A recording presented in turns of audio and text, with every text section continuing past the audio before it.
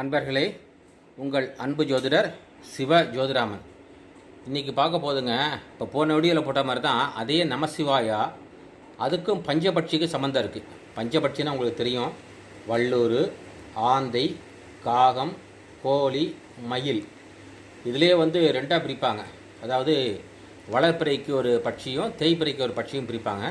இதில் நிறைய உட்பிரிவுகள் இருக்குங்க. அதனால் பஞ்சபட்சியை புரிஞ்சிக்கிறதுக்கு கொஞ்சம் கஷ்டமான விஷயந்தான். என்னென்னு கேட்டிங்கன்னா, நட்சத்திர பட்சி, ராசி பட்சி, அப்புறம் திதி பட்சி, இந்த 3 வகை இருக்குது. அதனால் நீங்கள் எதை பார்த்து இதை செஞ்சுக்கணும் அப்படிங்கிறது கொஞ்சம் கஷ்டமான விஷயந்தான். ஆனால் பொதுவில் நடைமுறையில் இருக்கிறது என்னென்னு கேட்டிங்கன்னா, நம்மளுடைய ஜென்ம நட்சத்திரத்தை பொறுத்து தான் பட்சியை பார்க்குறாங்க. இதான் நடைமுறையில் இருக்குது. அப்போ இந்த பட்சியனோட விளக்கத்தை பாருங்கள்.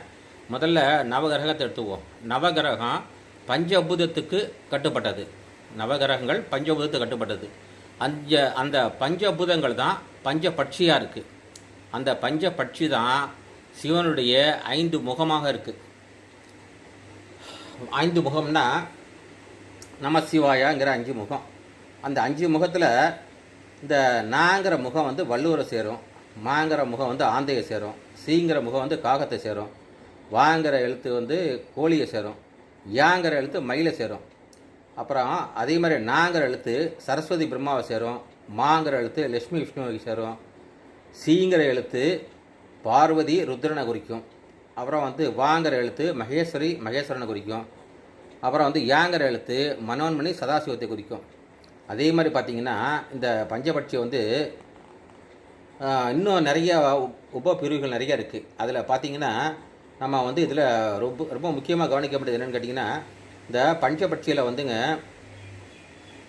கிரகத்துக்கு முக்கியத்துவம் கொடுத்துருக்காங்க. என்ன கிரகம் அப்படின்னு கேட்டிங்கன்னா, இதில் நாங்கிற எழுத்து திதியை குறிக்கும்.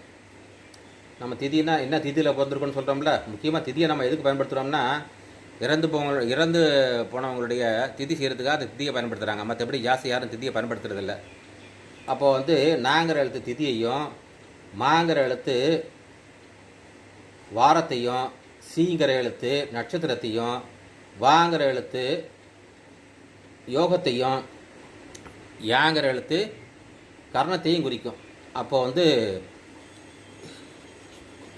ஜாதகத்தில் உள்ள பஞ்ச அங்கங்களான, அதாவது இதில் பஞ்சாங்கத்தில் உள்ள பஞ்ச அங்கங்களான நாள், நட்சத்திரம், திதி, யோகம், கரணம், இந்த 5மே இதில் வந்துடுது. யார் பஞ்சபட்சியிலே வந்துடுது. அந்த பஞ்சபட்சி தான் நமசிவாயா.